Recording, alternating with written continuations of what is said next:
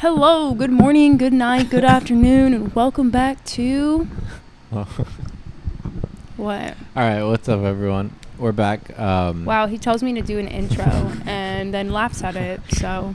Loner's Never again. Loner's number 111. Run it.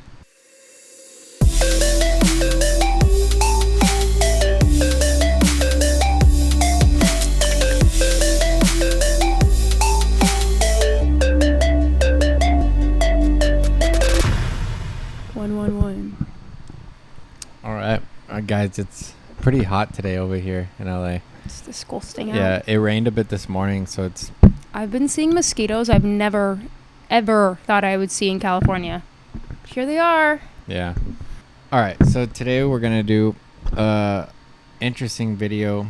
It's sad more than anything, but it's called Charge $15,000 for Giving Birth. Can you guess what country that's in? Wait, this is kind of funny because the last video, not funny, but like it kind of is like a takeaway from the last video Oh, yeah, we did. because the kids, yeah. Yeah. So it's like, oh, we're going to pay you to give birth and then... Yeah, that kind of also probably explains... But it's different in Europe, obviously. It's also subjective to like the individual because some people have really good insurance and some people don't have insurance at all. Yeah. All right, let's begin. Patients in the U.S. are being forced to ration life-saving medicine to pay wrongful medical bills. God knows I stretch the insulin as far as it'll go. These low-income patients are entitled by law to free care. A nonprofit hospital system designed to help the most vulnerable instead pressured patients to pay bills they should have never been charged. We were ranked on how many copays we collected in a month. And many patients who couldn't pay... Wait, what did she say?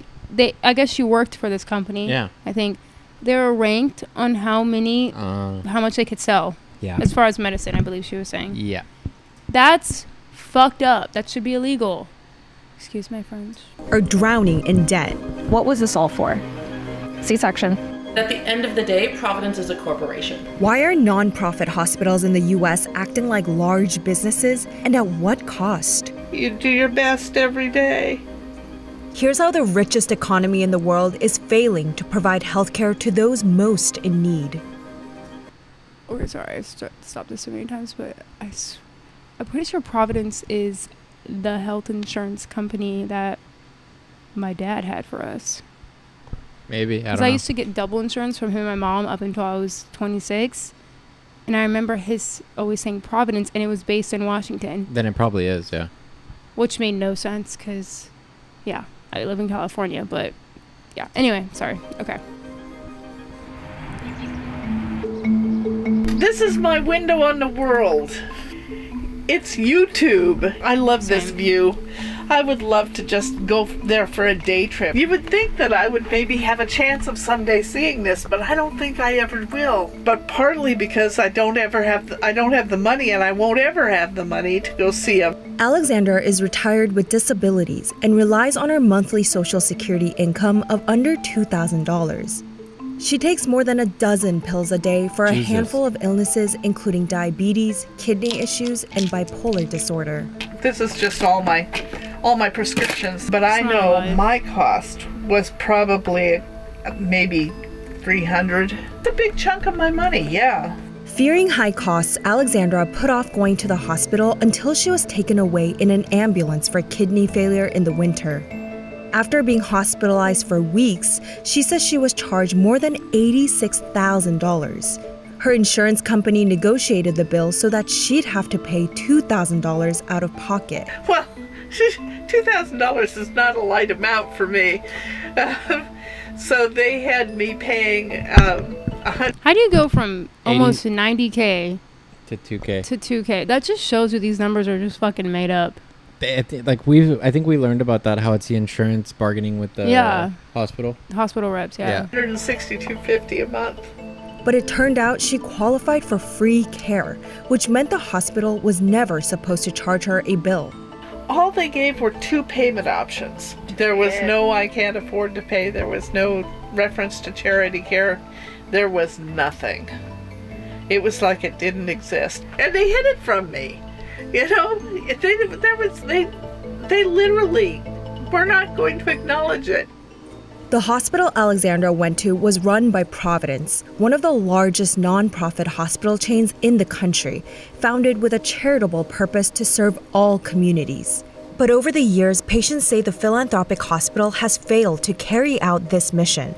In fact, more than half the nation's hospitals are nonprofits that function similarly. In exchange for large tax breaks, the federal government requires all nonprofit hospitals to provide charity care, which means free or discounted care for poor people. 10 states have passed laws that determine who qualifies for charity care. In Washington state, where Providence is based, the government requires free care for those who earn under 3 times the federal poverty level. Alexandra is way below that threshold. A New York Times investigation found Providence was wrongly charging thousands of low-income patients. At the time, the hospital bills affected every aspect of Alexandra's life. I kept the heat off for a couple of months there. Because it was winter, it meant that it was a struggle to pay the bills. It was a struggle to buy my meds. It was a struggle to eat, you know. And I know, looking at me, look, I'm fat. It doesn't look like I have problems getting food to eat, but that's what happens when you put somebody who's diabetic on an all-starch diet, you know, because starch is cheap. Like all adults over 65, Alexandra has basic government insurance, but is still swamped with charges for care and prescriptions. I ration out things when I'm getting low on them. God knows I stretch the insulin as far as it'll... That is so fucking dangerous, and it's sad that people do that in this country. People die stretching their insulin. Oh, yeah. I remember hearing that story of that one kid. He was like 26 or something, but Yeah. they wouldn't give it to him because he didn't have enough money or whatever. Yeah, and then he had to stretch and he ended up He dying. died, yeah. go. I'm sure he's You not see, this the one only is almost empty. I've got 1 dose left in there. A study found around Yo, 1.3 damn, that's a million lot. Americans with diabetes have rationed their insulin in a year. If making prescription drugs more difficult to get is one of the ways that the system can go about quietly letting people drop dead quicker than they would have otherwise, that's the way it is. The lack of medical security makes every single day for Alexandra an unpredictable challenge. I'm scared all the time. What are you scared of? I'm scared of homelessness. I'm scared of not being able to get my meds. I'm scared of not being able to afford anything but potatoes for groceries. That's fucked. So why are medical bills in the US so high? It comes down to this. In the US, there are thousands of private insurance companies working with hospitals, physicians, and pharmaceutical companies to decide the price of your drug or medical procedure. That means hospital and drug companies have a lot more leverage to keep prices high as there is plenty of demand. In contrast, central governments of many other wealthy countries set prices for drugs and services to maintain low costs and provide residents with universal health care. In the US, more than 26 million Americans don't have Goddamn. health insurance. One study shows the US consistently ranked last in terms of healthcare access and outcomes among other rich countries, despite spending the most on healthcare costs. Among those same countries, the US had the highest infant mortality rate and lowest life expectancy at age 60. Hattie is among those who don't have health insurance. Because she couldn't afford her hospital bills at Providence, debt collectors are after her today. That's them calling me on Tuesday. It rang 3 times and then they hung up. I usually ignore my phone when it rings because I've just gotten used to the only people that call me are my husband or debt collectors. Hattie had a C-section while giving birth when she was 20 years old. With no health insurance, she says the bill racked up to around $15,000. I don't have that in my bank. I don't have that in my savings. The bills kept coming, and so the amount of money I had to pay a month kept going up. What was this all for? C-section.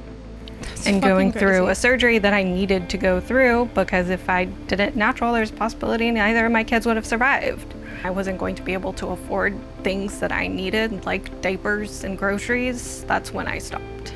Stop paying. Yes. I told them I couldn't afford it. And they were like, well, this is your only option. And I was like, well, I can't pay it. And then I went to collections. Hattie qualified for free I don't know how true this is, but I've heard a few people say that once your debt goes to collections, you can now negotiate it through the collections agency. Yeah, you can. And They'll continue to drop it. Like after the time goes by, they'll say like they'll send They'll you things fold. and say like, just pay this now just to get it done, Right. and then it'll keep going, and then they'll just probably write it off eventually. yeah, I mean, either way, it's kind of fucked to like deal with that type of stress, especially when you just gave birth. Like, Yeah. you already deal with so much, like paying for a kid, postpartum. Like, Yeah. why like, just fuck off. Like, I really don't think giving birth should cost Anything. woman a dime, Yeah. especially if we're so underpopulated, right? That's true. Yeah. care under state law. Providence put tens of thousands of people into debt for That's bills they wild. should have never been charged. But it's not just Providence. Many nonprofit hospitals have been accused of veering from their missions by putting profits over patients. Do you ever feel like you'll be free from medical bills and debt? No? Will anyone? I mean, unless you declare bankruptcy, and even then, like, student loan never gets wiped off. Hattie's reality is one shared by so many other Americans. Medical Yeah. bankruptcy is a leading cause of That's what we were personal saying bankruptcy yeah. in the US. Providence was originally founded by Catholic nuns on a mission to serve people like Hattie and Alexandra. That same mission is still used in its advertising today. We are steadfast in serving all, especially those who are poor and The vulnerable. medical industry here, they're such fucking snakes. Yeah, They're just fucking. they prey They're just on people. This is where I say capitalism and corporations should stay out of our human life, is education and health. I agree. It's like, why? We don't need to be thinking so much about profit. Yes, we need money to obviously like get better at figuring out procedures and doing this and that. But when you stretch the profit margin You're so exploiting. huge, Yeah. it's coming at the expense of people who it shouldn't come out of. I 100% It's agree. insane. I don't know. It just doesn't make sense to me. And we don't even have the best medical service in the world. I mean, even if we did, it's not like we chose. I know, but you would think with how much they charge for things that it would be like the best in the world. Like, yeah, and extremely accessible and whatever. Yeah, Yeah. no, I avoid the hospital like the plague. Going. Me I'd too. rather sit in my bed for 2 weeks straight, miserable, than go to the doctors. Me too. And I know some people might frown upon it, but I don't even have health insurance. You don't? No. Oh, I thought you did. I haven't had it this whole year. Well, In I stark didn't even know contrast that. to the stated mission, a New York Times investigation found Providence forced staff to pressure patients to pay regardless of income level. We were ranked on how many copays we collected in a month. So It was crazy. written into our language that we could get fired if we didn't collect copays. Yeah, that's wild. You feel awful having to walk into somebody's room who's sick and ask them for money. Did you ever would check feel if so they grimy. qualified for free care, if they were, low income patient? That wasn't part of our plan. This is our team effort and how much we were supposed to get, and our goal every month was like 31. ew. Like this sounds as like they're like a sales team for like a corporate. That's exactly thing, what they You know, are. because this shouldn't be in a Team hospital. effort. Yeah. Like, what are you talking about? Are you there to Yeah. help It's patients? like car salesman. It seems like car salesman. You know, like trying to meet a goal for like a. Yeah, like the whole goal aspect of it Yeah. is super fucking sleazy. It should say our goal is to help X amount of people who need the help. Right. Or how much money we've saved people. Yeah, that's wild. $1,000. Disgusting. And then all of our names were on these balloons. Taylor worked in the hospital's emergency department for 15 That's so shameful, years. dude. I'm She sorry. once ranked number 1 among her peers in collecting money because she says she feared being punished for unionizing. Were you able to feel proud ranking number 1 in that No. system? Well, I mean, I talked the most people out of money. Right. And I knew I had to do it, like I said, because I had to keep my job. She shared training materials with us that she received at the hospital in 2018. The goal to accelerate revenue. The training, that was the last training we did before I left in 2021. It's not an option. This one's how to overcome a rejection. Script would be like, hey Anna, I just did your insurance and we ran your insurance and we verified, and it looks like you have a $250 copay. How do you want to take care of that? What if I said, I can't afford that, I can't pay for that? Well, can you pay any part of it? Providence says this specific training is no longer in use, but employees. My mom always told me when I was like younger, and I didn't have the balls because I was so passive. Whenever she'd take me to the ER, and they, you know how they would like stop you at the exit, like, oh, it's pay.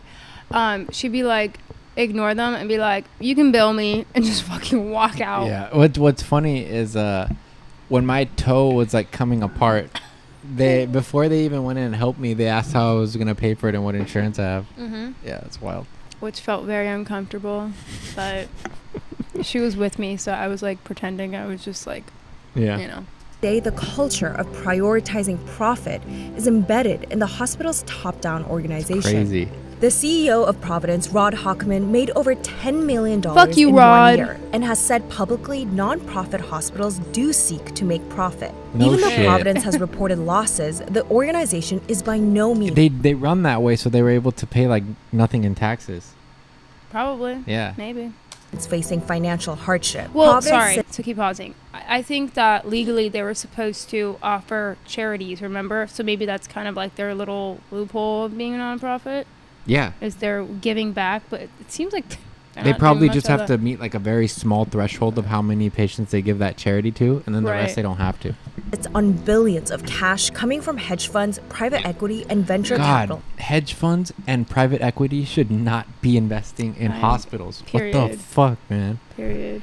It's insane. Funds. But at the end of the day, Providence is a corporation. Yeah. And I don't think a hospital in an organization Should is ever. designed to actually make people well. Yeah. It's really designed to be a band-aid, and we're going to give you a drug because the drug companies need money as well. And the billing insurance companies need money, and all these people are taking money, but nobody's really getting better. How is this situation able to continue?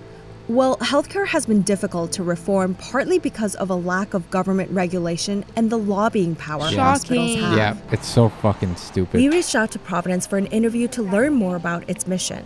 Providence directed us to Dr. Anyaku, who focuses on racial equity and improving access for patients from different backgrounds. Does the hospital have an obligation to tell a low-income patient that they qualify for charity care? I don't know what you mean by that. They do. If you have a low-income patient and they've come to seek care and they can't, they get the financial counselor to go through. I'm asking the question because we talked to some patients who feel like She's asking, are you obligated to offer it? Not like, Yeah. she's not asking, will you deny them if they ask? She can tell. She's dancing around the question. Yeah, exactly. information for charity care is not readily accessible or it's not told to them up front. So why do you think that is happening? I would say it's on our website, so it is definitely accessible. When we went on the website most recently, patients are given guidance to explore financial assistance and get on a payment plan.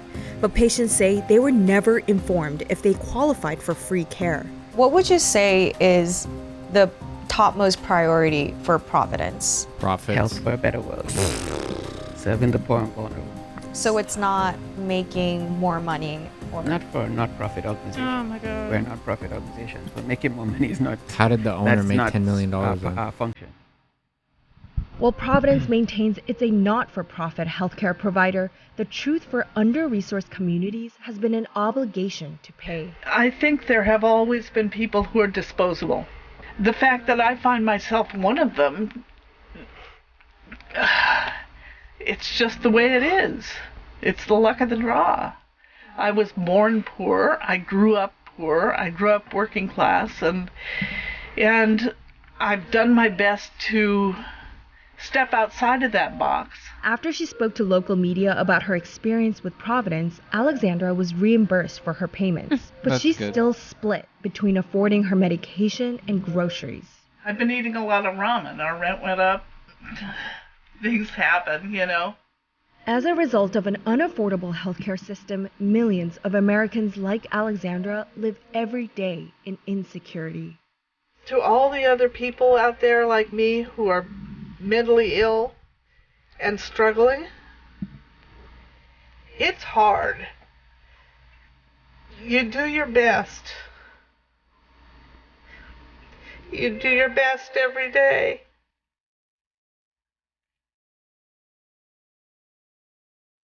Now they're refunding them.